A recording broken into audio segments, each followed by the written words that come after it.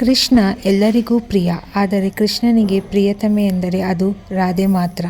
ಭಗವಾನ್ ಕೃಷ್ಣನು ತನ್ನ ಜೀವನದಲ್ಲಿ ರಾಧೆಯನ್ನು ಮದುವೆಯಾಗದಿದ್ದರೂ ಅವರ ಪ್ರೇಮವನ್ನು ಅಮರ ಪ್ರೇಮ ಎಂದು ಜಗತ್ತು ಹಾಡಿದೆ. ಕೃಷ್ಣನನ್ನು ನೆನೆಯುತ್ತಾ ಕೃಷ್ಣನ ಪ್ರೀತಿಯಲ್ಲಿ ಬಿದ್ದೋದಳು ಈ ರಾಧೆ. ನಮ್ಮನೆ ಮುದ್ದು ಕೃಷ್ಣ ನೋಡಿ ಹೇಗೆ ಅಲಂಕಾರ ಮಾಡಿದ್ದೀನಿ.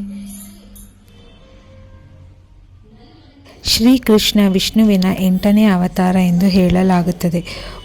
ಗೋಕುಲವನ್ನು ಮಳೆಗಾಲದ ಆಪತ್ತುಗಳಿಂದ ರಕ್ಷಿಸಲು ತನ್ನ ಸಣ್ಣ ಬೆರಳುಗಳಿಂದಲೇ ಗೋವರ್ಧನ ಪರ್ವತವನ್ನು ಎತ್ತು ಹಿಡಿದಿದ್ದ.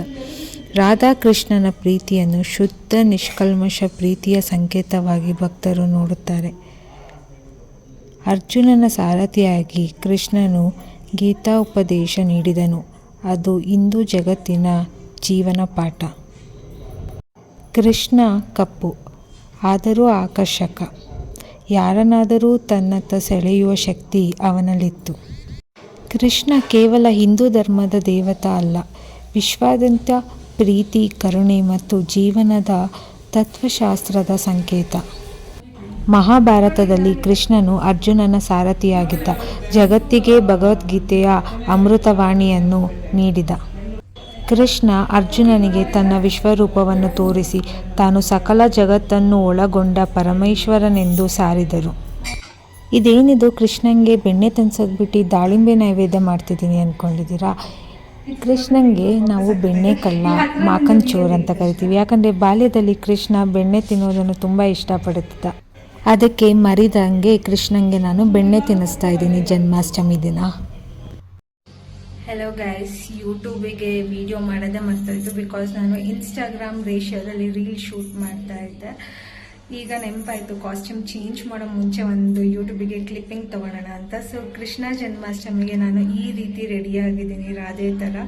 ಸೊ ನನ್ನ ಇವತ್ತಿನ ಲುಕ್ ಹೇಗಿದೆ ಅಂತ ನೀವೇ ನನಗೆ ಕಮೆಂಟ್ ಮಾಡಿ ತಿಳಿಸಿ. ಸೊ ನೋಸ್ ಪೆನ್ ಹಾಕ್ಕೊಂಡಿದ್ದೀನಿ. ಆ್ಯಂಡ್ ಈ ರೀತಿ ಎಲ್ಲ ನಾನು ಆವಾಗ ಸ್ಕೂಲ್ ಡೇಸಲ್ಲಿ ಡ್ಯಾನ್ಸಿಗೆ ಹಾಕ್ಕೊತಾ ಇದ್ವಿ ನಮ್ಮ ಚೈಲ್ಡ್ಹುಡ್ಡಲ್ಲಿ.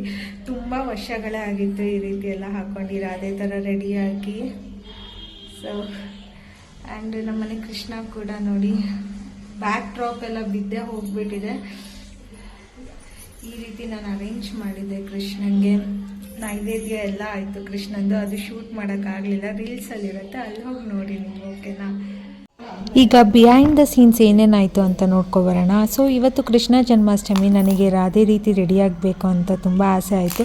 ಹಾಗಾಗಿ ನಾನು ಇವತ್ತು ಈ ಕಾಸ್ಟ್ಯೂಮ್ನ ವೇರ್ ಮಾಡೋಣ ಅಂತ ಹಾಫ್ ಸ್ಯಾರಿ ತೊಗೊಂಡಿದ್ದೀನಿ. ಆ್ಯಂಡ್ ನನ್ನ ಮೇಕಪ್ ಸೆಟ್ನ ನಾನು ರೆಡಿ ಮಾಡ್ಕೊತಾ ಇದ್ದೀನಿ. ಸೊ ಇವತ್ತು ಇದೆಲ್ಲ ಬ್ಯೂಟಿ ಪ್ರಾಡಕ್ಟ್ಸ್ನ ಯೂಸ್ ಮಾಡಿ ರಾಧಾ ಲುಕ್ನ ಕ್ರಿಯೇಟ್ ಮಾಡೋಣ ಅಂತ ಅಂದ್ಕೊಂಡಿದ್ದೀನಿ. ನೋಡೋಣ ಹೇಗೆ ಬರುತ್ತೆ ಫೈನಲ್ ಲುಕ್ ಅಂತ. ಆಲ್ರೆಡಿ ನೀವು ನೋಡಿರ್ತೀರ ಫಸ್ಟೇ ರೀಲ್ಸಲ್ಲೆಲ್ಲ. ಸೊ ಬ್ಯಾಂಗಲ್ಸ್, ಮ್ಯಾಚಿಂಗ್ ಬ್ಯಾಂಗಲ್ಸೇ ಸಿಕ್ತು ನನಗೆ.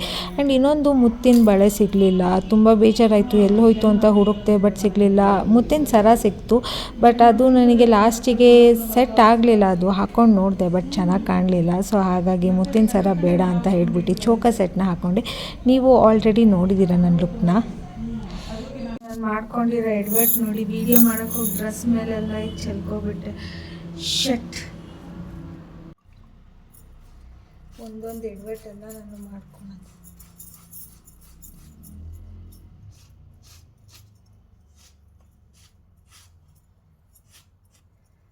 ನನ್ನ ಮುಖ ತೋರಿಸಿದೆ ಹಿಂಗೆ ಕೈ ಸಾಕು. ಅಷ್ಟೆಲ್ಲ ಆದಮೇಲೂ ನಾನು ಛಲ ಬಿಡ್ದಂಗೆ ಮತ್ತೆ ನನ್ನ ಐ ಮೇಕಪ್ನ ಶುರು ಮಾಡಿಕೊಂಡೆ. ನನಗೆ ಐ ಮೇಕಪ್ಪಲ್ಲಿ ಅಷ್ಟು ಲೈಕ್ ಪ್ರೋ ಇಲ್ಲ. ಪ್ರೋ ಏನು, ಕೈಯೆಲ್ಲ ಶೇಕ್ ಆಗ್ತಾಯಿತ್ತು. ಅದರಲ್ಲೂ ಮೊಬೈಲ್ ಕ್ಯಾಮ್ರಾ ನೋಡ್ಕೊಂಡು ವೀಡಿಯೋ ಮಾಡೋಕ್ಕಂತೂ ಆಗೋದೇ ಇಲ್ಲ. ಮಿರರ್ ನೋಡ್ಕೊಂಡಾದರೂ ಆರಾಮಾಗಿ ಮಾಡ್ಕೋಬೋದು, ಬಟ್ ಕ್ಯಾಮ್ರಾ ನೋಡ್ಕೊಂಡು ಆಗೋದೇ ಇಲ್ಲ ಗೈಸ್. ನಾನು ನಿನ್ನೆ ವೈಟ್ ಚಾಂದ್ ತರಕ್ಕೆ ಹೋದಾಗ ನಾನು ಹೇಳಿದೆ ಆ ಫ್ಯಾನ್ಸಿ ಸ್ಟೋರ್ ಓನರಿಗೆ, ಇದು ಯಾಕೋ ಕ್ಯಾಪ್ ಓಪನೇ ಆಗ್ತಿಲ್ಲ ನೋಡಿ, ಸರಿ ಇಲ್ಲ ಅಂತ. ಆದರೂ ಅವ್ರು ಹೆಂಗೋ ಓಪನ್ ಮಾಡಿಕೊಟ್ರು. ನಾನು ಮನೆಗೆ ಬಂದು ಓಪನ್ ಮಾಡೋಕ್ಕೂ ಆಗ್ತಿಲ್ಲ, ಕ್ಲೋಸ್ ಮಾಡೋಕ್ಕೂ ಆಗ್ತಿಲ್ಲ, ಕ್ಯಾಪೇ ಸರಿ ಇಲ್ಲ. ಅದಕ್ಕೆ ಅದು ಬಾಟಲ್ ಇಟ್ಕೊಂಡಿದ್ನಲ್ವಾ, ಅದು ಟಣ್ ಅಂತ ಕೆಳಗೆ ಬಿದ್ದೋಯ್ತು. ಆ್ಯಂಡ್ ನನ್ನ ಡ್ರೆಸ್ ಮೇಲೆಲ್ಲ ಚೆಲ್ಲೋಯ್ತು. ಆದರೂ ಫೈನಲಿ ಔಟ್ಲುಕ್ನ ಕ್ರಿಯೇಟ್ ಮಾಡಿಕೊಂಡೆ. ಏನೋ ಒಂದು ತಕ್ಕ ಮಟ್ಟಿಗೆ ಚೆನ್ನಾಗಿ ಕಾಣಿಸ್ತಾ ಇದ್ದೀನಿ.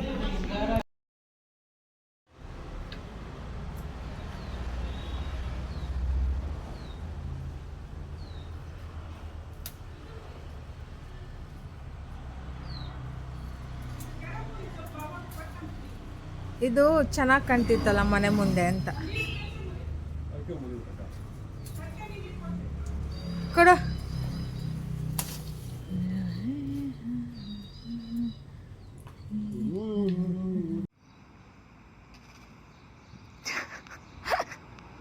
ಹೆದ್ರಕೊಂಡ.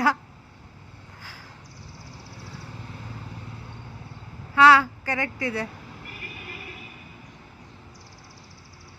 ಈಗ ಕೃಷ್ಣ ಜನ್ಮಾಷ್ಟಮಿಗೆ ಒಂದು ಬ್ಯಾಕ್ ಡ್ರಾಪ್ ರೆಡಿ ಮಾಡೋಣ ಅಂತ ಈ ಶೋ ಟ್ರೀದು ಕೆಲವೊಂದೊಂದು ಬ್ರಾಂಚಸ್ ಬೇಕಿತ್ತು. ಅದಕ್ಕೆ ನನ್ನ ತಮ್ಮಂಗೆ ಅದು ಪ್ಲಕ್ ಮಾಡ್ಕೊಂಡು ಬಾ ಅಂತ ಹೇಳಿದ್ದೆ. ನಾನಿದು ಇನ್ಸ್ಪೈರ್ ಆಗಿದ್ದು ಇನ್ಸ್ಟಾಗ್ರಾಮಲ್ಲಿ ಒಬ್ಬರು ಹೋಮ್ ಡೆಕೋರ್ ಮಾಡ್ತಾರೆ, ಅವರು ಈ ರೀತಿಯಾಗಿ ಬ್ಯಾಕ್ ಡ್ರಾಪ್ ಮಾಡಿದರು. ಅವ್ರು ಇನ್ನೂ ಚೆನ್ನಾಗಿ ಮಾಡಿದರು, ಬಟ್ ನನ್ನ ಹತ್ರ ಅದೆಲ್ಲ ಸದ್ಯಕ್ಕೆ ಇರಲಿಲ್ಲ ಅರೇಂಜ್ ಮಾಡೋಕ್ಕೆ. ಏನೇನಿತ್ತು ನಮ್ಮ ಮನೆ ಸುತ್ತಮುತ್ತ ಅದನ್ನೇ ಯೂಸ್ ಮಾಡ್ಕೊಂಡು ನಾನು ಇವತ್ತು ಕೃಷ್ಣ ಜನ್ಮಾಷ್ಟಮಿನ ಸೆಲೆಬ್ರೇಟ್ ಮಾಡ್ತಿದ್ದೀನಿ. ನೀವು ಕೂಡ ನೋಡಿ ಹೇಗೆ ಸೆಲೆಬ್ರೇಟ್ ಮಾಡಿದೆ, ಹೇಗೆಲ್ಲ ಅರೇಂಜ್ ಮಾಡಿದೆ, ನಿಮಗೂ ಐಡಿಯಾ ಸಿಗುತ್ತೆ ನೆಕ್ಸ್ಟ್ ಟೈಮ್ ಮಾಡೋತ್ತಿಗೆ.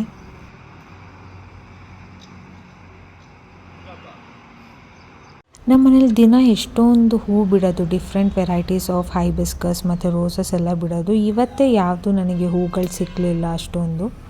ಇರೋ ಹೂಗಳಲ್ಲೇ ಹೆಂಗೋ ಮ್ಯಾನೇಜ್ ಮಾಡ್ತಾಯಿದ್ದೀನಿ. ಇದು ಚೆನ್ನಾಗಿ ಕಾಣ್ತಿತ್ತಲ್ಲ ಮನೆ ಮುಂದೆ ಅಂತ ಕೊಡ.